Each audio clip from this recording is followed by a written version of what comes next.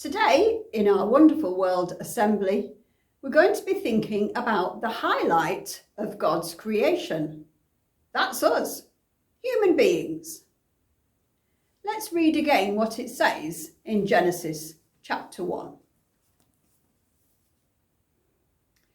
God said, "Now we will make human beings. They will be like us and resemble us. They will have power over the fish, the birds, and all animals." So God created human beings, making them to be like himself. He created them male and female, blessed them, and said, "Have many children, so that your descendants will live all over the earth and bring it under control." God looked at everything he had made, and he was very pleased. The first people in the Bible were Adam and Eve. But then, from then onwards, people would have more and more children, and they would spread over the whole world until there are people for every country on earth. Thinking time. Do you know people from different parts of the world? Maybe you have people in your family. Who are the most precious people in your life?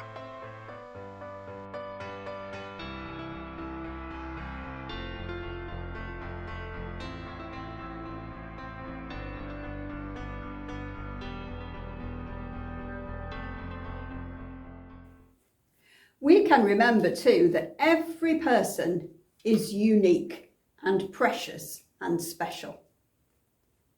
Around 1,000 years before Jesus was born, King David wrote many of the Psalms that we have in the Bible today. He wrote them about all kinds of things. And this one is all about people and how much God cares for them. Let's read some verses from Psalm 139. "Lord, you have examined me and you know me. You know everything I do. From far away, you understand all my thoughts. You see me, whether I'm working or resting. You know all my actions. Even before I speak, you already know what I will say. You are all around me on every side. You protect me with your power. Your knowledge of me is too deep. It is beyond my understanding. You created every part of me. You put me together in my mother's womb. I praise you because all you do is strange and wonderful."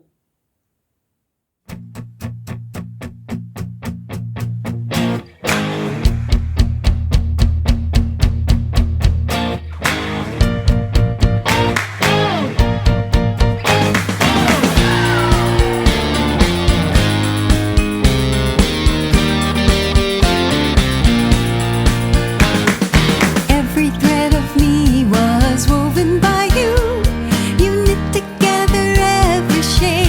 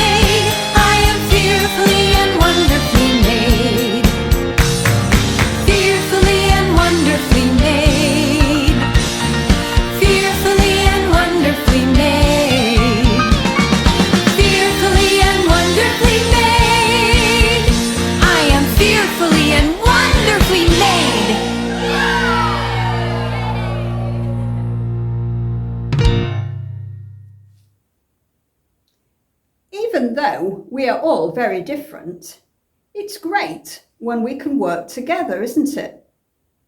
The Apostle Paul wrote these words about working together. Christ is like a single body which has many parts. It's still one body, although it's made up of different parts. For the body itself is not made up of only one part, but of many parts. If the foot were to say, "Because I'm not a hand, I don't belong to the body," that would not keep it from being a part of the body. And if the ear were to say, "Because I'm not an eye, I don't belong to the body," that would not keep it from being a part of the body. If the whole body were just an eye, how could it hear? And if it were only an ear, how could it smell? As it is, however, God put every different part in the body just as he wanted it to be. There would not be a body if it were all only one part. As it is, there are many parts but one body. So then, the eye cannot say to the hand, "I don't need you," nor can the head say to the feet, "Well, I don't need you." All of you are Christ's body, and each one is a part of it. Did you know? Your body is made up of trillions of cells, the basic building blocks of all life. Every cell has a job. Some cells work to build up skin and bones. Others produce energy. Some carry oxygen. Others do your thinking. Some sense what's happening around you. Others attack germs. The list goes on and on. That's the way God created your body. All those cells working together to do amazing stuff. Wow! Let's thank God in a prayer for one another. Dear God, thank you that you made people special and unique. Thank you that all of us have a part to play. Thank you for our friends and our family. Help us to get along with people as much as we can. And thank you that you love us all. Amen.